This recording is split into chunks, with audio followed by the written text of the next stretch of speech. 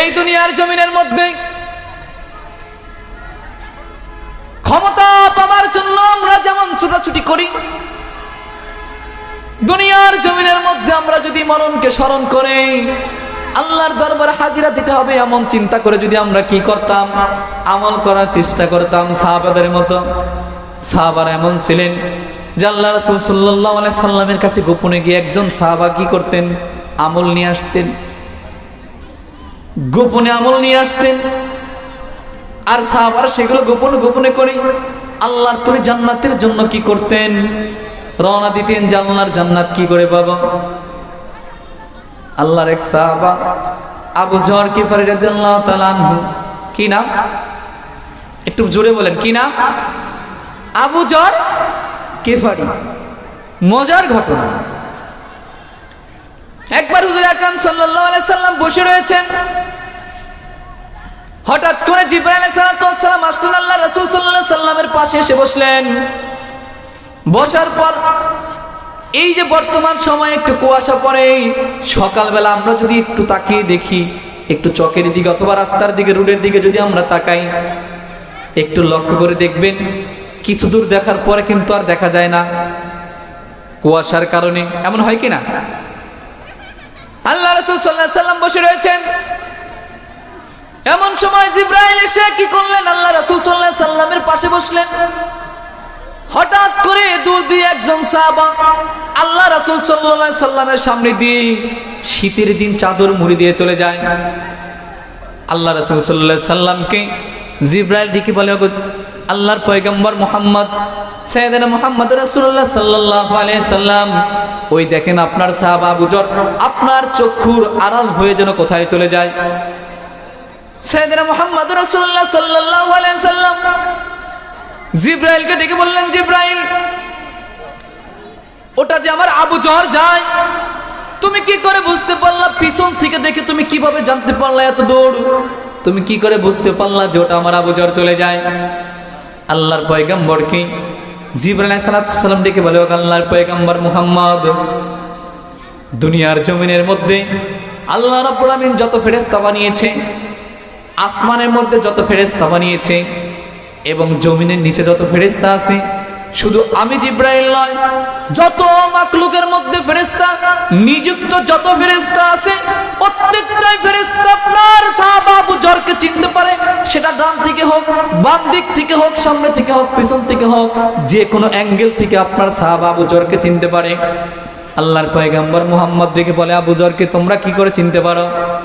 রে জিবরাইল, আমার আবু যরকে চেনা এমন ফজিলত কেন যে আবু যর এতটা দামি হয়ে গিয়েছে? আল্লাহর প্রত্যেকটা ফেরেশতা আমার আবু যরকে চিনতে পারে কেন? এমন কি এমন আমল করে যে আমার আবু যর এত দামি হয়ে গেলেন মালিকের দরবারে? সাইয়েদনা মুহাম্মদ রাসূলুল্লাহ সাল্লাল্লাহু আলাইহি সাল্লাম যখন এমন কোশ্চেন করলেন, এমন প্রশ্ন যখন করলেন, জিবরাইল আলাইহিস সালামকে তখন বললেন, ইয়া রাসূলুল্লাহ, ইয়া হাবিবাল্লাহ, আল্লাহর পয়গম্বর,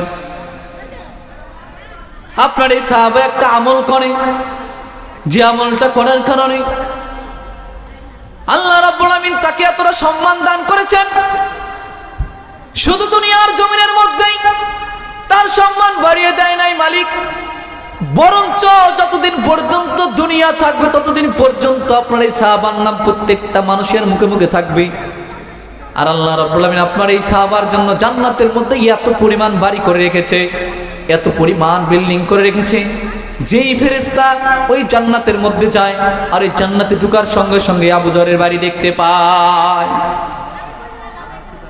সাইয়েদনা মুহাম্মদ বলতে চাই, কি এমন আমল করে তিনি, কি এমন আমল করে যে আমলের কারণে আমার এই সাহাবাকে আল্লাহ এত মর্যাদা দিয়েছেন?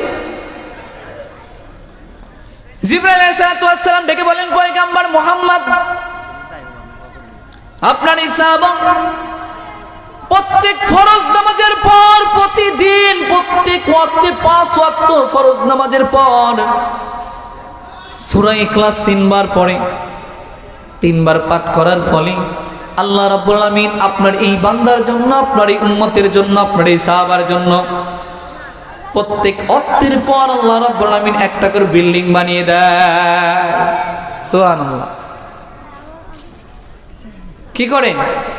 প্রত্যেক ফরজ নামাজের পর আপনার এই সাহাবা আবু যর গিফারী রাদিয়াল্লাহু তাআলা আনহু তিনি কি করেন? সূরা ইখলাস পড়েন। সূরা ইখলাস আমরা জানি না? জানি তো, আমরা সকলে জানি। অনেক সময় অনেক সূরা যেগুলো আমরা না চাইতে মুখস্থ হয়ে যায়, যায় না? যাই তো। একজন 5 বছরের বাচ্চা, তাকে আপনি যদি বলেন বাবা সূরা ফাতিহাটা বলো তো, সে যদিও সঠিকভাবে বলতে না পারে, কি বলবে জানেন? আলহামদুলিল্লাহি রাব্বিল আলামিন আর রহমানির রহিম না বলে তিনি বলবে আলহামদুলিল্লাহি রাব্বিল আলামিন মালিকি ইয়াউমিদ্দিন। বলে কি না? বাচ্চারা বলে না এমন? এই তিনি কিন্তু শিক্ষা অর্জন করতে যায় নাই। তিনি কিভাবে এটা জানলো? সূরাটা তার মগজের মধ্যে, তার ব্রেনের মধ্যে, তার নলেজের মধ্যে কে দিল? পিচ্চি সন্তান বাবার সঙ্গে বায়না করে শুক্রবারে দিন আব্বু আমি আপনার সঙ্গে জুমার নামাজ আদায়ের জন্য যাব। এমন বাচ্চা পোলাপান আছে কিনা? আছে অনেকের বাড়িতে। নাতিনুত করে থাকলে পারে, দাদা আজকে শুক্রবার মসজিদের মধ্যে কিন্তু জেলাপা দিব, আমারে নিয়ে যাও, বলে কিনা?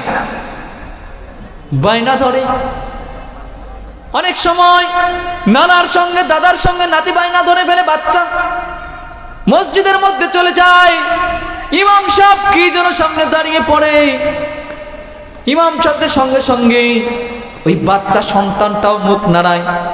আল্লাহ রাব্বুল আলামিন বলে, বান্দারে তুই যে বাচ্চা সন্তান, তোর যে একটা মনের চাহিদা, ইমাম সাহেব যেভাবে সূরা ফাতিহা তেলাওয়াত করতেছে, তোর বড্ড শখ জেগেছে যে সূরাতুল ফাতিহাটা তুই শিখবি।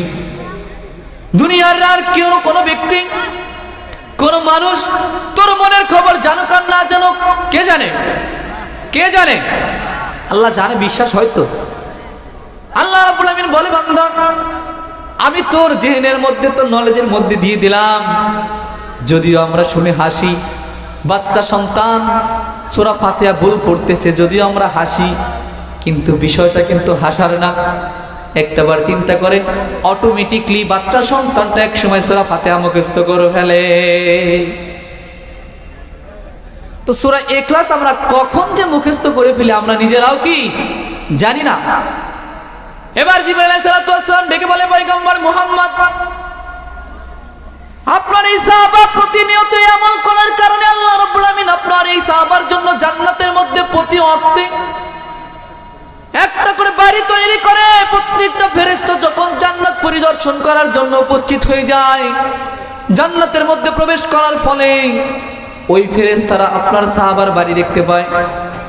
তখন জান্নাতের মধ্যে যে সমস্ত ফেরেশতারা আছে তাদেরকে কোশ্চেন করে, তাদেরকে জিজ্ঞাসা করে, সওয়াল করে, ও জান্নাতের ফেরেশতারা তোমরা তো জান্নাতের কাজে নিযুক্ত, জান্নাতের ডিউটি করো,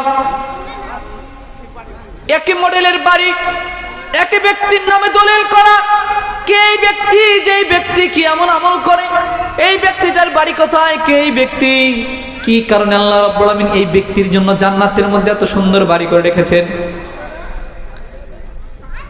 ফেরেশতাদেরকে জান্নাতের ফেরেশতারা, জান্নাতের পাহারাদার যেই সমস্ত ফেরেশতারা, তারা বলে দেয় এই ব্যক্তিটা আর কোনো ব্যক্তি নয়, আল্লাহর পয়গম্বর সাইয়্যিদিনা মুহাম্মদ রাসূলুল্লাহ সাল্লাল্লাহু, একটু জোরে বলেন না, সাল্লাল্লাহু আলাইহি সাল্লামের উম্মত এক সাহাবা আবু যর গিফারীর জন্য আল্লাহ বানিয়েছে।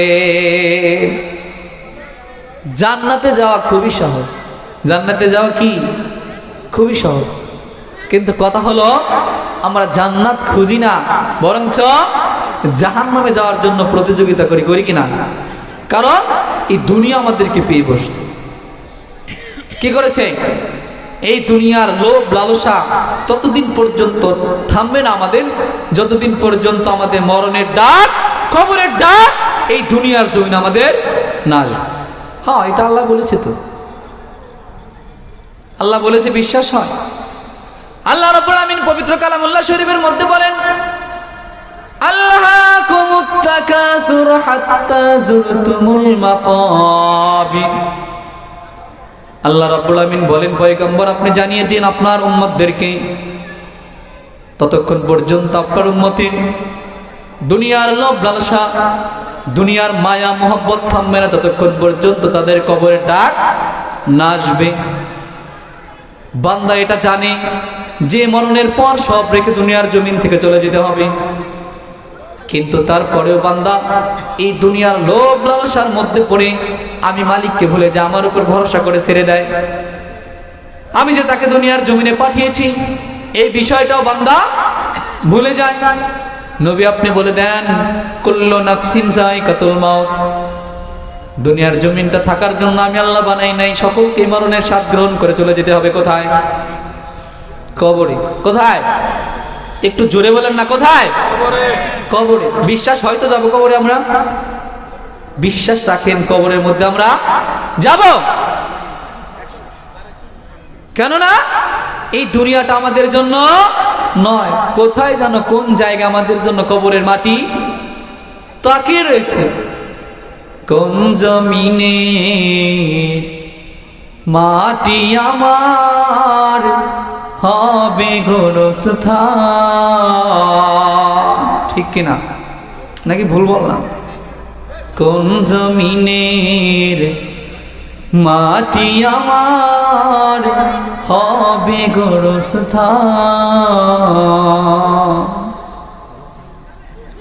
কারা আমায় কবর দেবে, কে আনিবে কাফন, কারা আমায় কেঁদে কেঁদে করে দেবে দাফন, ঠিক কিনা? কারা আমায় মাটি দেবে, কে আনিবে কাফন, কারা আমায় কেঁদে কেঁদে করে দেবে দাফন, কাদের চোখে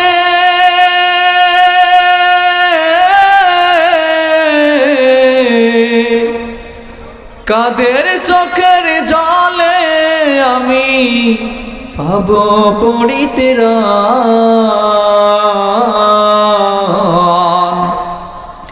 কোন জমিনের মাটি আমার হবে গোরস্থান। চিল্লা বলেন ঠিক না বেঠিক? আমরা কেউ জানি না দুনিয়ার জমিনের মধ্যে আমরা কে কখন মারা যাব, কোন জায়গায় আমাদের মৃত্যু হবে, আমাদের আত্মীয় স্বজন আমাদের লাশটা খুঁজে পাবে কিনা আমরা কেউ জানি না। এই বাংলার জমিনের মধ্যে একটা সময় গিয়েছে অনেক আত্মীয় স্বজন তার স্বজনকে পাবার জন্য হাতের মধ্যে ফটো নিয়ে দাঁড়িয়ে গিয়েছে, আমার বাবার খোঁজ চাই। এমন হয়েছে কিনা এই বাংলার জমিনে? হয়েছে কিনা দেখেন না আপনারা? দেখেন নাই? আমি যদি ছোট পোলাপান হয়ে দেখতে পারি, বাচ্চা মানুষ, আপনারা যারা মুরব্বী আছেন এই বিষয়টা আপনারা অবগত বেশি। বিগত এই 16 বছরের মধ্যে আমরা যা দেখেছি, যা এই পৃথিবীর জমিনে ইতিহাস, বিশ্বাস হয় না? ইতিহাস না? অনেক আত্মীয় স্বজনকে দেখেছি যারা বাবার ছবি, মায়ের ছবি, বোনের ছবি, ভাইয়ের ছবি নিয়ে দাঁড়িয়ে গেছে, আমার বাবার সন্তান চাই। আহারে যদি আমার বাবা মারাও যেয়ে থাকে, আমার বাবার লাশটা যেন আমরা দেখতে পাই। চায় নাই? এমন চায় নাই? তারা তো চেয়েছিল এই বাংলার জমিনে রাজত্ব করবে কত সাল পর্যন্ত? 41 সাল পর্যন্ত। মালিক বলে বান্দারে আমি ছেড়ে দেই বাট ছাড় দেই না। কি দেই না? আমি ছেড়ে দেই বাট ছাড় দেই না, ঠিক সময় মতো পাকড়াও করব।